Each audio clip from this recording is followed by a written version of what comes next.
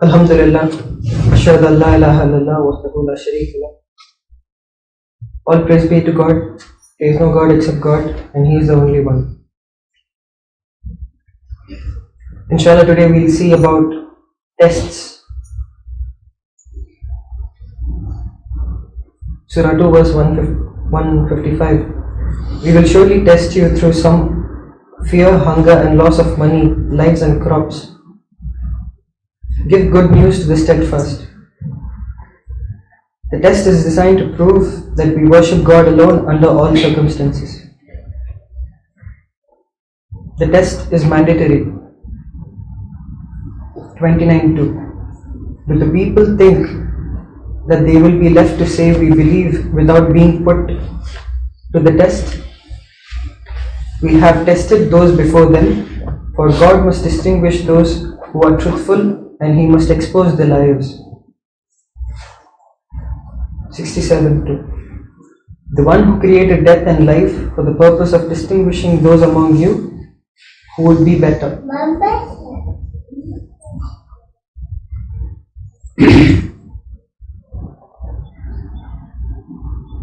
2:10. Are they willing until God Himself comes to them in dense clouds together with the angels? When this happens, the whole matter will be terminated, and to God everything will be returned. The world is a test. It is our last chance to restore ourselves back from God's kingdom. From the above verses we can take two things.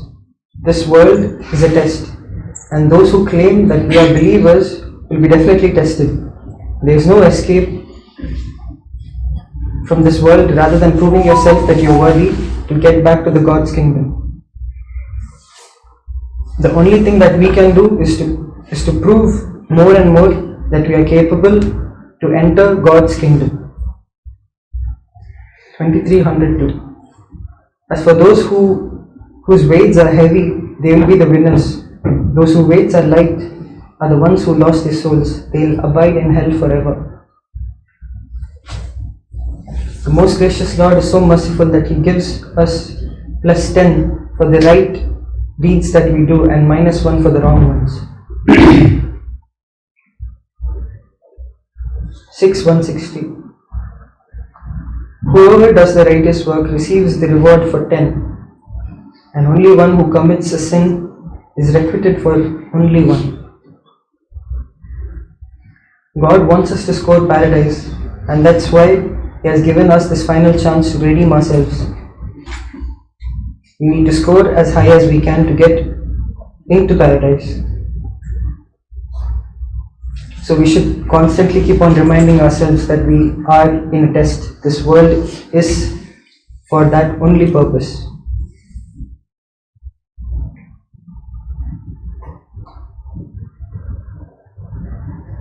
After passing the admission test, the proven worshippers of God alone enjoy a perfect life, now and forever, in this world as well as in the hereafter. You can see this in Surah 10:62.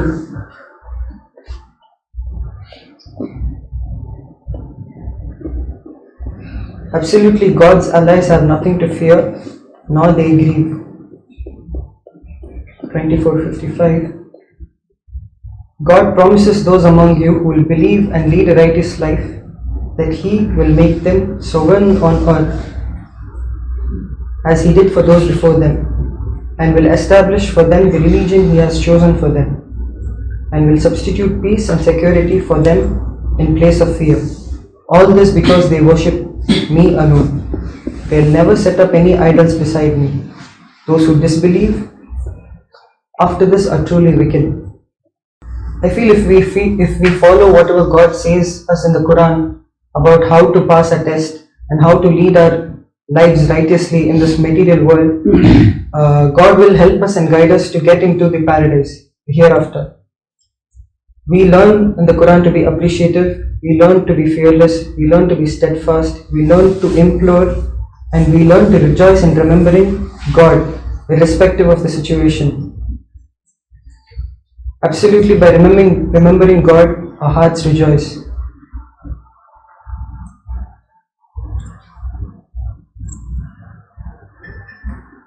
it differs from person to person, like when the admissions test begins and when it ends. For few people it might last for a month, for few it might last for a year or even more longer. But Satan's job is to always divert us from the right path.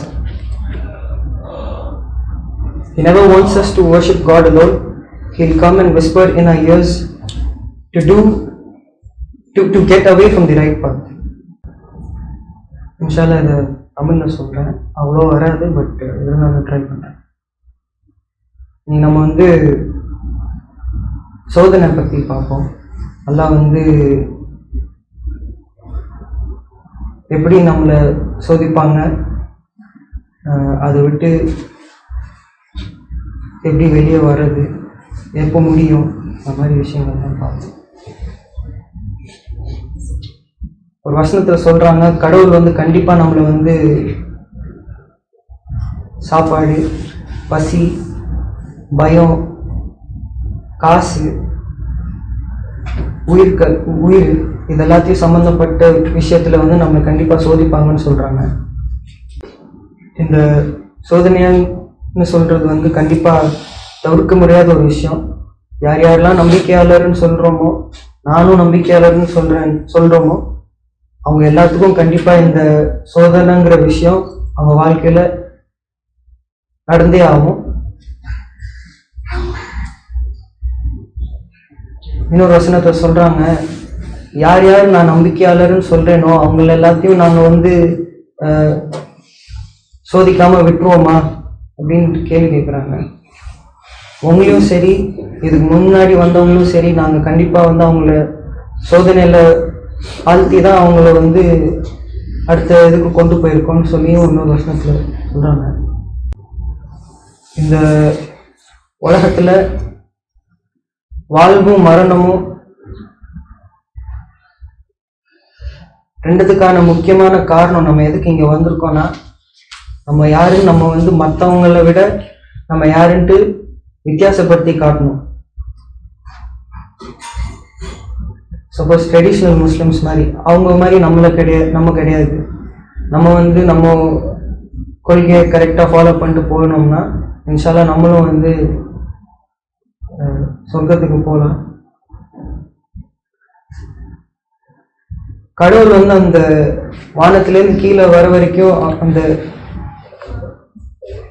ஏஞ்சல்ஸோட சேர்ந்து கீழே வர வரைக்கும் நீங்கள் wait பண்ணுவீங்களா அப்படின்ட்டு கேட்குறாங்க. இதெல்லாம் நடக்கும்போது இந்த உலகம் முழுசாக அழிஞ்சிரும், அப்புறம் பின்னாடியும் போக முடியாது, ஒரு சான்ஸ் கூட கிடைக்காது நம்மளுக்கு. திருப்பி நம்ம செஞ்ச தப்பு எல்லாத்தையும் மீட்டு வர்றதுக்கு நம்மளுக்கு ஒரு சான்ஸ் கூட கிடைக்காது. இதுதான் கடைசியான வாய்ப்பு, இதை மட்டும்தான் நம்ம பயன்படுத்திக்கணும்னு சொல்லி இன்னொரு வசனத்திலே சொல்கிறாங்க. அதாவது இதுலேருந்துலாம், இந்த வசனத்துலேருந்துலாம் என்ன தெரிய வருதுன்னா, இந்த உலகத்தை உருவாக்குனதுக்கு முக்கியமான காரணம் நம்மளை சோதிக்கிறதுக்கு. யார் யார் நான் நம்பிக்கையாளர்னு சொல்கிறேனோ அவங்க எல்லாரும் கண்டிப்பாக சோதிப்பாங்க. இதுலேருந்து எந்த விதமான எஸ்கேப்போ இல்லைன்னு சொல்கிறாங்க. இதை நம்ம மறுபடியும் முயற்சி பண்ணி நம்ம அதுக்கு தகுதியானவனை ஆக்கிக்கணும். மற்றபடி வேற எந்த வழியும் இல்லை. அந்த நரக வாழ்க்கையிலேருந்து நம்மளே காப்பாற்றிக்கிறது. யார் யாரோட ஆன்மா அந்த நாள் அப்போ கனமாக இருக்குதோ அவங்களாம் வெற்றியாளர்னு சொல்கிறாங்க. யார் யாரோட ஆன்மா அந்த நாள் அப்போ லேசாக இருக்குதோ அவங்களாம் தோல்வியாளர்கள். அவங்க என்றென்றும் நரக நெருப்பிலே இருப்பாங்கன்னு சொல்கிறாங்க. அல்லாஹ் எவ்வளோ கருணையாளர்னா, நம்ம பண்ணுற நல்ல விஷயத்துக்கு நம்மளுக்கு எக்ஸ்ட்ரா 10 மார்க் மாதிரி கொடுப்பாங்க. நம்ம பண்ணுற கெட்ட விஷயங்களுக்கு 1 தான் அதுலேருந்து எடுத்துப்பாங்க. அது மாதிரி அவ்வளோ கருணையாளராக இருக்கிறாங்க. நம்ம பண்ணுற தப்புக்கு வெறும் ஒரே ஒரு பாயிண்ட் தான் கம்மி. அதுக்காக நம்ம தப்பு பண்ணிக்கிட்டே இருக்கிறோம். அதுக்கு அந்த மாதிரி கிடையாது. நம்ம நல்ல விஷயத்த பண்ணிக்கிட்டே செஞ்சுக்கிட்டே இருக்கணும், கெட்ட வழியில் போகாமல். அல்லாஹ் நம்ம எல்லாரும் சொர்க்கத்துக்கு போகணுன்னு தான் நம்மளுக்கு இந்த சான்ஸ் கொடுத்துருக்காங்க. யாரையும் வந்து நீ வேணுக்குன்ட்டு வந்து போய் நரக நெருப்பில் இருந்தெல்லாம் சொல்லி யாருக்கும் கொடுக்கல. நம்மளால எவ்வளோ முடியுமோ அந்த அளவுக்கு நம்மளால வந்து அந்த அவ்வளோ நிறைய மார்க் வாங்கினோம்னா நம்ம வந்து கண்டிப்பாக சொர்க்கத்துக்கு போவோம், இல்லாட்டி நம்ம வந்து நரகத்துக்கு தான் போவோம். இந்த அட்மிஷன் டெஸ்ட்டில் யார் பாஸ் ஆகுறாங்களோ, யார் வந்து அவங்கள ப்ரூவ் பண்ணி கடவுள் மட்டும்தான் சொல்லி அவங்க அட்மிஷன் டெஸ்ட்டில் யார் யார் பாஸ் ஆகுறாங்களோ அவங்களுக்கு வந்து அவங்க வாழ்க்கையில் வந்து நிரந்தரமான சந்தோஷம், இந்த உலக வாழ்க்கையிலையும் சரி இதுக்கப்புறம் உள்ள சொர்க்கத்திலையும் சரி. இந்த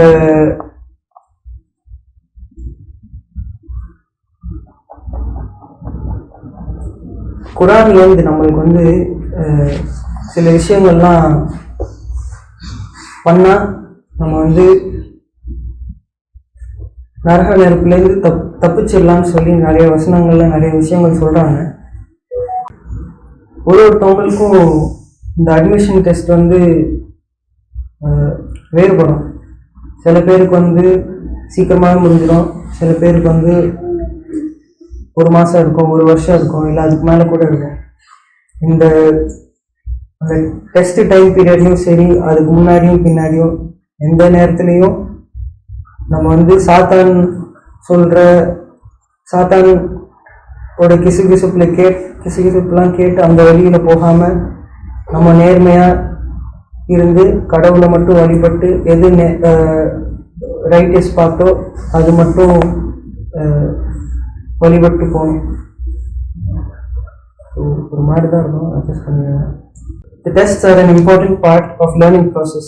To pass a class, they give us tests. The tests for our souls are far bigger and teach us what no tutor or school can. 2:14. Do you expect to enter paradise without being tested like those before you? They were tested with hardship and adversity and were shaken up, until the messenger and those who believed with him said, "Where is God's victory? God's victory is near." Later in Surah 2040, which says about Moses, it is mentioned that indeed we tested you thoroughly. 33:9-11. O you who believe, remember God's blessing upon you. When soldiers attacked you, we sent upon them violent winds and invisible soldiers. God is the seer of everything you do. When they came from above and from beneath you, your eyes will be terrified. Your hearts ran out of patience, and you harbored unbefitting thoughts about God. That is when the believers were truly tested. They were severely shaken up.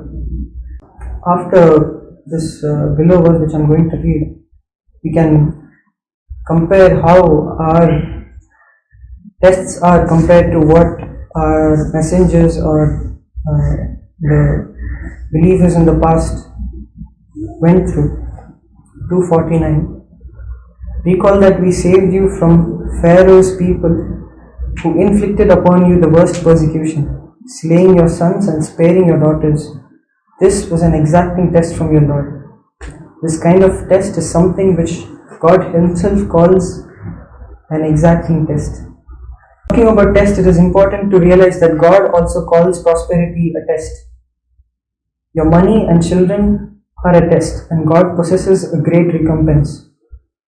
Sometimes people associate tests only with hardship, but God calls money and blessing tests too. Consider the example of Prophet Solomon, 27:40. This is a blessing from my Lord, where He tests me to show whether I am appreciative or unappreciative. Whoever is appreciative for his own good, and if he turns unappreciative, then my Lord is in no need for him. Most honorable. We learn to perceive prosperity as a test, and hopefully we will not get preoccupied with material gains and our priorities will be set right. God wants us to enjoy the nice things in this world and not at all at the cost of hereafter.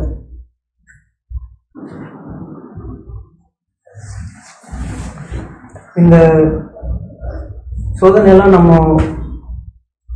நம்மளுக்கு ரொம்ப முக்கியமான பாடத்தை கற்றுக் கொடுக்குது. அது நம்மளோட ஆன்மாவுக்கு வர ஒரு பெரிய டெஸ்ட். இது எந்த ஸ்கூல்லையோ இல்லை எந்த டீச்சரோ சொல்லி கொடுத்துலாம் இதை கற்றுக்க முடியாது. கடவுள் அதை பற்றி குரானில் நம்மளுக்கு சொல்லி கொடுக்குறாங்க. அதை வழிபட்டு நம்ம இந்த டெஸ்ட்டை பாஸ் பண்ணோம்.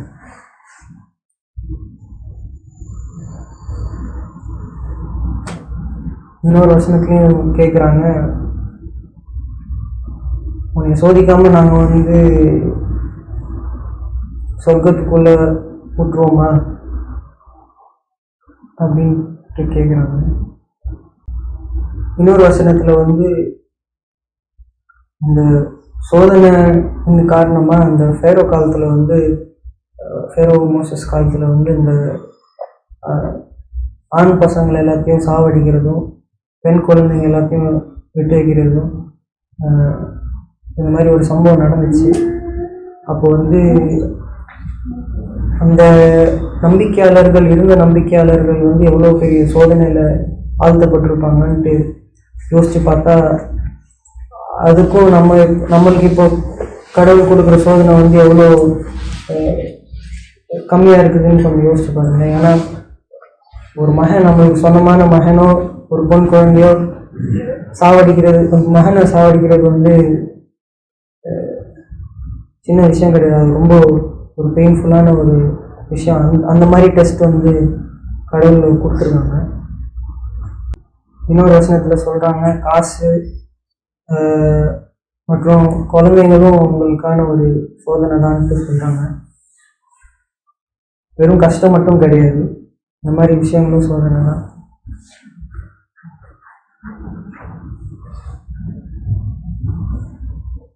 நம்ம இந்த உலக வாழ்க்கையில் ஆழ்ந்து இருக்காம எது நம்மளுக்கு தேவையான விஷயமோ அதை கரெக்டாக வரிசைப்படுத்தி நம்ம நேர் வழியில் போகணுன்ட்டு சொல்கிறாங்க. அல்லாஹ் நம்ம இந்த உலக வாழ்க்கையில் உள்ள நல்ல விஷயங்களையும் அனுபவிக்கணும். ஆனால் அது இந்த சொர்க்கத்தை விட்டு கொடுக்குற மாதிரி அளவுக்கு நம்ம இந்த உலக வாழ்க்கையை என்ஜாய் பண்ணக்கூடாது. ஆனால் பண்ணலான்னு சொல்கிறாங்க. இந்த உலக வாழ்க்கை நம்மளுக்கு அந்த மாதிரி கொடுத்துருக்காங்க. தூவியெல்லாம் பாவத்துக்காக அல்ஹம்துலில்லாஹ் அஷ்ஹது அல்லா இலாஹா இல்லல்லாஹ் வஹ்தஹு லா ஷரீக லஹ்.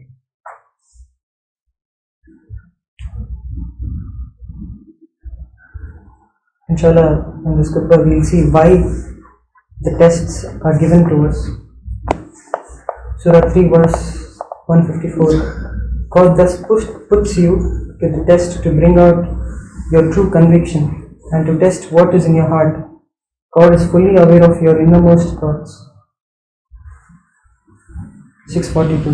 We have sent messengers to communities before you and we put them to test through adversity and hardship that they may implore. 18:7. We have adorned everything on earth in order to test them and thus distinguish those among them who work righteous. 47:31. We will certainly put you to the test in order to distinguish among those who strive and steadfastly persevere. You must expose your true qualities. Through these verses we see some of the reasons for a test. For example, test exposes people's true conviction. Test also makes the people implore and turn towards God. But obviously God's tests are never unreasonable. We were the confused lot up in God's kingdom. We didn't uphold God's authority and landed ourselves in this test. God never burdens a soul beyond its need. And God does not send any soul astray unless it chooses to go astray. So, I feel we choose to take the burdens on ourselves. The test is given by God to go in the right path and to go in the wrong direction is what we choose ourselves. What we choose is what we be. So if you go on the wrong path, you will definitely be astral. 89:15 When the human being is tested by his Lord through blessing and joy, he says, "My Lord is generous towards me." But if he tests him through reduction and provision, he says, "My Lord is humiliating me." That's wrong. It's you who bought it on yourselves by not regarding the orphan and not advocating charity towards the poor, and consuming the inheritance of helpless orphans and loving the money too much. இன்ஷால்லா கடவுள் வந்து ஏன் இந்த மாதிரி சோதனைலாம் நம்மளுக்கு கொடுக்குறாங்கன்னு பார்ப்போம்.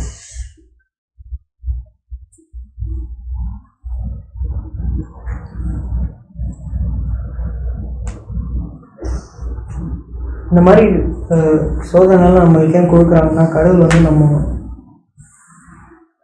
ஆழ்ந்த சிந்தனைகள்லாம் என்னென்னு டெஸ்ட் பண்ணுறதுக்கு கொடுப்பாங்க. நம்ம உள்ள என்ன யோசிக்கிறோமோ அது எல்லாமே கடவுளுக்கு தெரியும். நம்மளை வந்து கண்டிப்பாக இந்த சோதனைக்கு ஆழ்த்தப்படுவோம்னு சொல்கிறாங்க.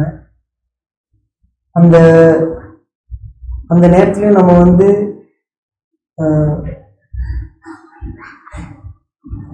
கடவுள் வழியில் பாடுபட்டு அதுலேயே வந்து நம்மளை வந்து நிரூபித்து காமிக்கணும். நம்மளோட நிஜமான உண்மையான தன்மைகளை நம்ம அந்த நேரத்தில் வந்து காமிக்கணும். நம்மளோட சோதனை அப்போ இந்த சோதனைகள்லாம் வந்து எதுக்கு நம்மளுக்கு வருதுன்னா, நம்ம வந்து கடவுளை இன்னும் மேலும் மேலும் துதிக்கவும், நம்ம வந்து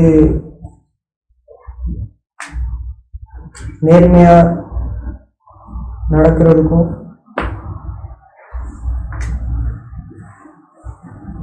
நான் அந்த மாதிரி சோதனைலாம் நம்மளுக்கு வருது. கடவுளோட சோதனை வந்து கண்டிப்பாக சும்மா அவனுக்கு கொடுக்கணும்னா இல்லை, அதுக்கு எல்லாத்துக்கும் ஒரு காரணம் இருக்குதுன்னு சொல்லி தான் கொடுக்குறாங்க. அது நம்ம வந்து நம்ம அதுலேருந்து நம்மளை மீட் எடுத்துட்டு நம்ம வந்து காமிக்கணும். நம்ம எல்லாரும் வந்து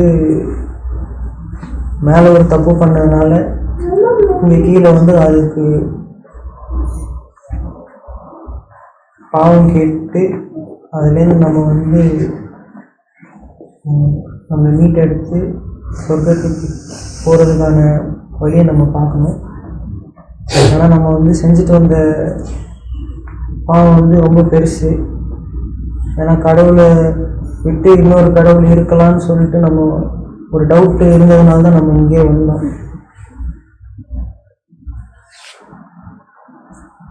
எந்த ஆன்மாவையும் அதோட வழியை தாண்டி அது எவ்வளோ வழி எடுக்க முடியுமோ அதை தாண்டி அவங்கள யாரையும் கஷ்டப்படுத்த போகிறது கிடையாது. இன்னொரு இடத்துல சொல்கிறாங்க, கடவுளாவே நீ வந்து வழிகட்டு போய் திருந்தாம போவேன்லாம் சொல்றது இல்லை. நீயா அந்த வழியை தேர்ந்தெடுத்து நீ வந்து வழிகட்டு போற, அதுக்கு கடவுள் காரணம் கிடையாது, நீ தான் காரணம். மனிதர்கள் சோதனைக்கு ஆழ்த்தப்படுறப்போ கடவுள் வந்து அவங்களுக்கு வந்து சந்தோஷத்தையும் பிளெஸ்ஸிங்கையும் கொடுக்கும்போது அவங்க சொல்லுவாங்க, கடவுள் வந்து என் மேலே வந்து நல்ல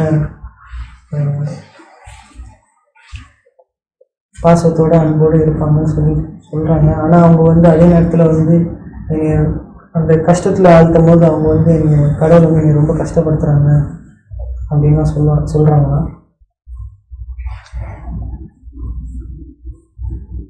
இது வந்து தப்பான விஷயம்.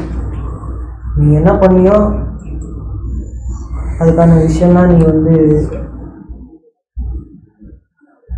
எடுப்ப, அறுவடிப்ப. கர்மான்னு சொல்லுவாங்க அந்த மாதிரி. What should we do during our tests? First and foremost, implore God in everything. The more we implore, the more we uphold His authority. We admit to God that we cannot get out of the situation without His help. We admit that we need God. 6:42. We have messengers sent to communities before you, and we have put them to the test through adversity and hardship that they may implore. From the prophet David's example, we learn to implore God for forgiveness when God is testing us. The test can be gentle and loving reminder from God to help us return. From the prophet Solomon, we learn to appreciate God when we are tested with His blessings. We have so much to appreciate and thank God for each moment. There is something called power of present moment. The past moment is gone, the future moment is yet to come. What's really in your hand is the present moment. If we learn to thank God and appreciate the present moment, our life will be much simpler. When we should enjoy the crunchiness of an apple or loving its color, we should appreciate God for the taste. We usually waste time thinking about our past and the future, but not for the present moment which we live in, and we should be appreciative to God for that.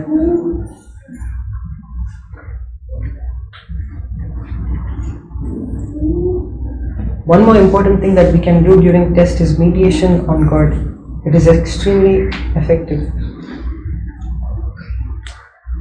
God says in one verse, consequently the fish swallowed him, and he was the one to blame.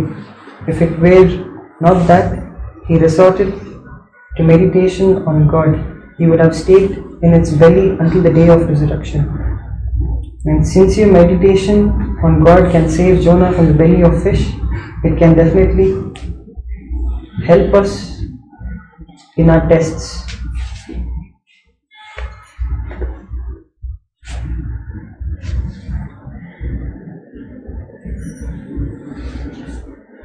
இந்த அடுத்தது என்னன்னா, நம்ம சோதனைக்கு ஆழ்த்தப்படும் போது நம்ம என்ன பண்ணணும்னு சொல்லி ஒரு விஷயம். முதல்ல நம்ம கடவுளை துதிக்கணும். என்ன மாதிரி விஷயமா இருந்தாலும் சரி, எல்லா விஷயத்துலையும் சரி, அவர் இல்லாமல் நம்ம இந்த மாதிரி அவரோட உதவி இல்லாமல் நம்ம இந்த மாதிரி ஒரு நிலைமையிலேருந்து நம்மளை மீட் எடுத்துகிட்டு வர முடியாது. நம்மளுக்கு கண்டிப்பாக கடவுள் தேவை, கடவுளோட உதவி தேவை, அவரோட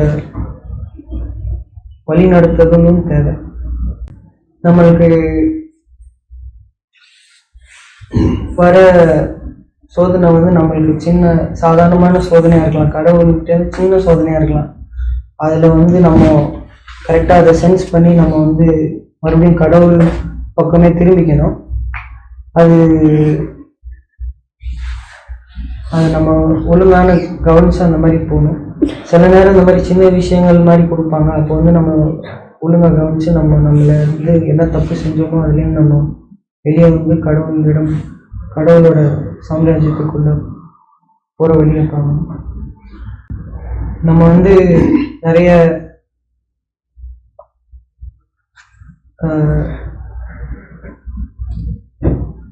பாவங்களை செஞ்சுட்டு வந்திருக்கோம். இப்போ கரண்டாக நம்ம இந்த உலகத்துலேயும் நிறைய பாவம் செஞ்சுட்டு தான் இருக்கிறோம். யாரும் செய்யாமல் இல்லை. எல்லாத்துக்கும் பாவ மன்னிப்பு கேட்டு நம்ம நம்மளே மீட் எடுத்து கடவுளோட சாம்ராஜ்யத்துக்குள்ளே போகிறதுக்கு அவரோட உதவி கேட்டு நம்ம போகணும். நம்மளுக்கு இந்த மாதிரி வாழ்க்கையை அமைச்சு கொடுத்துருக்கிறது அது நம்ம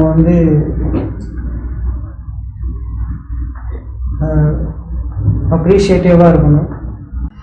இந்த ப்ரெசண்ட்டில் உள்ள விஷயங்களுக்கு நம்மளுக்கு என்ன கிடைக்குதோ அந்த விஷயங்களுக்கெல்லாம் நம்ம கடவுளுக்கு நன்றி சொல்லி இருந்தோம்னா நம்ம வாழ்க்கை இன்னும் ஈஸியாக போயிடும். இன்னொரு விஷயம் என்ன சொல்கிறாங்கன்னா, நம்ம ரொம்ப கஷ்டமான ஒரு டெஸ்ட்டு, கஷ்டமான ஒரு சோதனைலாம் வரும்போது நம்ம வந்து தியானம் பண்ணலான்னு சொல்கிறாங்க.